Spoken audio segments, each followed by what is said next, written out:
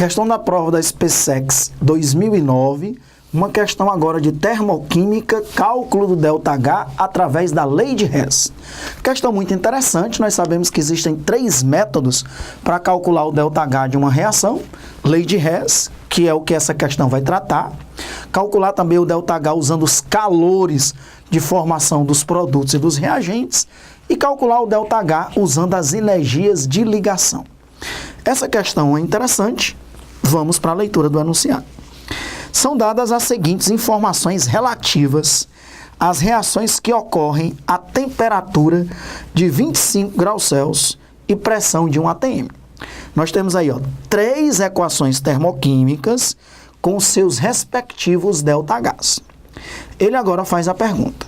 Com base nesses dados, é possível afirmar que quando há produção de somente 1 mol de óxido de ferro 3, a partir de sua substância simples, ocorre ou absorção ou liberação de tantos quilojoules, como a gente vê aí nos itens. Em outras palavras, ele quer que você calcule o ΔH da reação de formação de 1 mol de óxido de ferro 3. Então vamos lá, em que se baseia uma questão de termoquímica para a gente calcular o ΔH usando a lei de Hess? Na lei de Hess, ele dá algumas equações termoquímicas com seus respectivos ΔHs e pede para você encontrar o ΔH de uma outra reação. Essa outra reação, que a gente chama de equação global, ela muitas vezes já vem na questão. Nessa questão ela não veio. É lógico que quando ele não dá a equação global, ele diz qual é a equação global que ele quer que você construa para, depois de construída, calcular o ΔH dela. Classicamente, existem 2 tipos de equações globais que ele pode não fornecer na questão, porque ele quer que o aluno saiba fazer. É uma reação de combustão, onde, por exemplo, um hidrocarboneto, você vai pegar 1 mol do combustível, colocar para reagir com oxigênio, O2, e vai produzir CO2 e água. E você balanceia essa reação. Numa reação de combustão, geralmente de hidrocarbonetos, ou então compostos orgânicos que têm carbono, hidrogênio e oxigênio, os produtos vão ser CO2 e água. Então você pega sempre 1 mol do combustível, coloca para reagir com o oxigênio, produzindo CO2 e água, faz o balanceamento. Essa é a reação de combustão que ele quer que você encontre o ΔH. Ou então, além do calor de combustão, a reação que ele quer que você saiba fazer foi essa que ele pediu. É a famosa reação de formação. No caso aqui, ele quer que a gente escreva a reação de formação do óxido de ferro 3.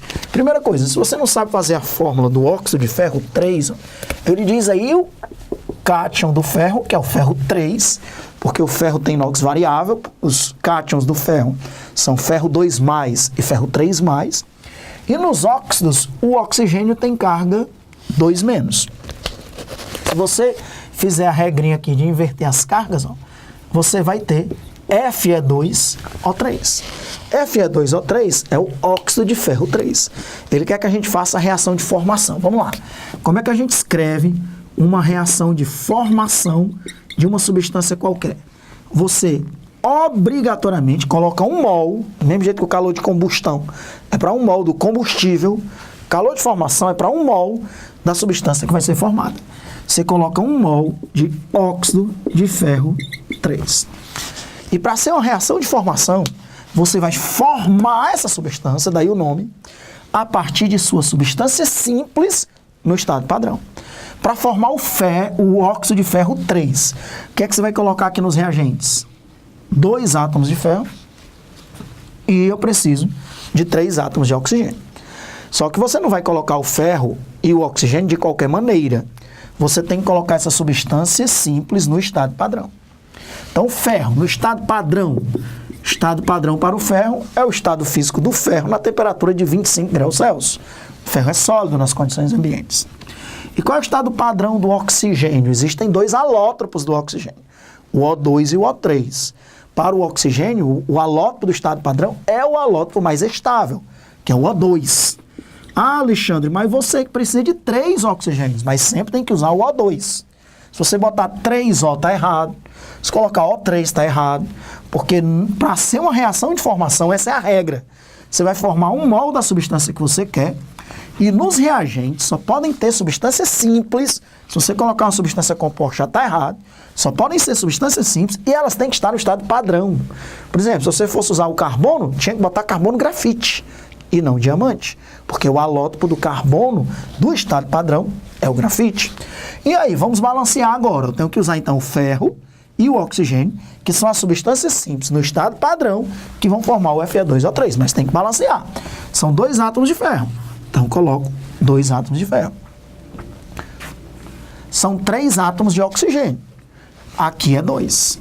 Ali é um número ímpar, aqui é um número par. Se fosse 4, eu colocava 2. 2O2 dá 4. Se fosse 6, eu colocaria 3O2, 3 vezes 2 dá 6. Mas quando é um número ímpar, o que é que você faz? Você coloca o número ímpar, se lá é 3, coloque 3.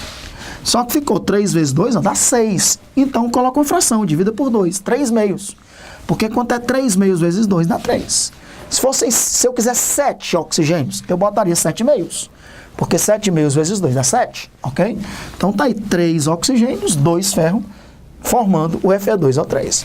Pessoal, essa é a reação de formação do Fe2O3, que a gente chama de equação global, que ele poderia ter dado na questão, geralmente ele dá a equação global nas questões de lei de Hess, mas para deixar a questão de um nível mais alto, ele não forneceu a equação global. Ele queria que você soubesse construir uma reação de formação. Agora que a equação global está aí, o que é que a gente tem que fazer? Nós temos que transformar as equações dadas na equação global. Você pode inverter a reação, pode multiplicar por um número, pode dividir por um número. E quem é que vai te orientar o que fazer com cada uma dessas reações? É a reação global. Como assim? Me diga lá. Me diga uma substância que está na reação global e também na primeira reação. Você só pode escolher uma substância por reação. É o ferro. Aqui tem ferro sólido, aqui também tem ferro sólido. As outras substâncias não interessam. Água, hidróxido de ferro 3, gás hidrogênio, elas não estão na equação global. Então, quem me interessa na primeira reação é o ferro. Lembre-se que você, pela lei de Hess, você vai ter que somar as 3 equações que ele deu e, ao somá-las, você tem que obter a equação global. Então, é a equação global que vai te orientar o que fazer com cada reação daquela. Por exemplo, eu quero 2 mols de ferro nos reagentes. Aqui tem 4 mols de ferro nos reagentes. O que é que eu tenho que fazer com a primeira equação? Dividir por 2. Alexandre, por que você vai dividir por 2 a primeira equação? Porque quando eu dividir por 2 a primeira equação, 4 mols de ferro vai se transformar em 2 mols de ferro. Precisa inverter a reação? Não, porque eu quero 2 mols de ferro nos reagentes. E o ferro já está nos reagentes. Se ele estivesse no produto, além de dividir por 2, eu ia inverter a reação, para que o ferro viesse para o lado que eu quero. Então, na primeira reação, eu vou dividir por 2. Se você entendeu, me diga aí qual é a substância que está na segunda equação e também na equação global. Não é a água, é o Fe2O3. Aqui ele. O Fe2O3 está presente na segunda equação e também na equação global. Me diga aí o que é que eu tenho que fazer com a segunda equação, sempre quem nos diz é a equação global. Por isso que quando a equação global não vem, você tem que construí-la. Se você não constrói a equação global, como é que você vai saber o que fazer com cada reação dada? Se você não sabe onde quer chegar, adianta caminhar? Lógico que não. Eu sei onde eu quero chegar. Eu tenho que transformar as 3 equações dadas na global. Então, quando a equação global não vem, ele diz qual é a equação global que ele quer e a gente constrói a equação global. Beleza. Se eu quero 1 mol de óxido de ferro 3 nos produtos, o que é que eu vou fazer com essa equação? Eu vou inverter, porque o óxido de ferro 3 está no reagente, mas além de inverter, eu vou dividir por 2, porque aqui tem 2 mols e eu só quero 1 mol. Então, essa segunda equação eu vou inverter e, além de inverter, eu ainda vou dividir por 2. Lembrando que, de acordo com a lei de Hess, quando você divide uma reação por um número, o ΔH também será dividido por esse número. Se você multiplicar uma reação por um número, o ΔH também será multiplicado por esse número. Se você inverter uma reação, o ΔH que era positivo fica negativo ou vice-versa. Vamos agora para a terceira equação. Me diga aí qual é a substância que está na terceira equação e também na equação global. Não é o H2, não é a água, é o oxigênio, é o O2. Pessoal, eu quero 3 meios de O2. Dei uma verificada que o oxigênio é uma substância perigosa porque muitas vezes ele está presente também nas outras equações. Aí você teria que, de certa forma, dar uma olhada também nas outras equações. Mas nessa questão, o oxigênio só está presente na equação 3. Então você só deve se preocupar com a equação 3. Eu quero 3 meios de O2. Aqui tem 3 O2. Eu quero a metade disso, né? Porque aqui é 3, aqui é 1,5. 3 dividido por 2 é 1,5. Então, o que é que eu tenho que fazer com a equação 3? Eu vou dividir por 2. Alexandre, por que você vai dividir por 2? Se eu dividir por 2, vai ficar 3 meios de O2. Não precisa inverter, porque o oxigênio já está no reagente e eu quero no reagente. Pessoal, eu garanto para você uma coisa. Se eu dividir por 2 a primeira equação, inverter a segunda e dividi-la por 2. Dividir por 2 a terceira equação e somar as 3, eu vou obter a equação global. E o que é que diz a lei de Hess? A lei de Hess diz o seguinte, que quando você somar as 3 reações, você vai somar os seus respectivos ΔHs para encontrar o ΔH da equação global. Pois vamos fazer isso? Então vamos lá. Primeira reação, todas as substâncias vão ser divididas por 2. Vai ficar 2 mols de ferro, 6 mols de H2O, 2 mols de FeOH3, 3 H2 e o ΔH divide por 2. 643,96 dividido por 2 dá 321,98 quilojoules. Segunda equação. Segunda equação eu vou inverter. O que era produto vira reagente. O que era reagente vira produto. E eu ainda vou dividir por 2. Vai ficar 2 mols de FeOH3 sólido se transformando em 3H2O líquido, mais 1 mol de Fe2O3 sólido. O ΔH era positivo, vira negativo, e eu divido por 2. 577,38 dividido por 2 dá 288,69 quilojoules. Terceira e última reação, eu vou dividir por 2.